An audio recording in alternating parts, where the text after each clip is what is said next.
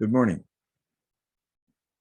We are meditating on the Divine Feminine as appreciated by Catholic monk Thomas Merton.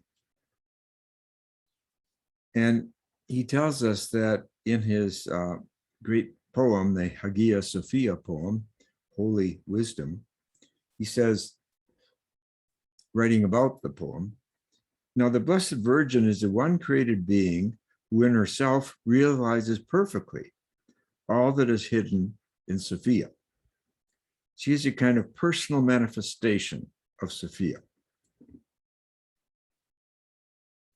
And he talks about wisdom as waking a person up in the morning, touching our spirit. "I am indeed this man lying asleep. I am like all humankind awakening from all the dreams that ever were dreamed in all the nights of the world." It is like being awakened by Eve. It is like being awakened by the Blessed Virgin. It is like coming forth from primordial nothingness and standing in clarity in paradise. And it talks about a sick person in a hospital being awakened by a gentle and merciful nurse. He says, "All that is sweet in her tenderness will speak to him on all sides and everything without ceasing, and he will never be the same again. He will have awakened not to conquest and dark pleasure, but to the impeccable pure simplicity of one consciousness in all and through all, one consciousness in all and through all, one wisdom, one child, one meaning, one sister." He repeats the medieval teaching that Jesus is our mother. There too, he says, Sophia had awakened in people's childlike hearts. So he's playing with this metaphor of wisdom, of Lady Wisdom, of the divine feminine, and he's applying it in so many ways.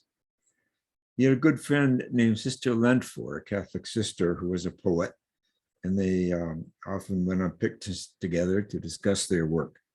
And she commented this way about his work. She said, "The theological substrata of the prose poem is rooted in an ancient intuition of reality, which goes back to the oldest Oriental thought, the masculine-feminine relationship basic to all being, since all being mirrors God." So this is how the goddess was beginning to penetrate Merton's consciousness in the 1960s. He died in 1968, but he was very alert and interested in the new feminist movement of the 60s. In fact, he entered into an extended correspondence with Rosemary Luther, who was still in her 20s at that time, but very clear about the need to bring the feminine back. So they had considerable dialogue and debate, but Merton rendered himself very vulnerable through her teachings and really took in her teachings on the return of the divine feminine. So this is all, I think, played out in his poem to the sacred wisdom. Thank you. We'll see you tomorrow.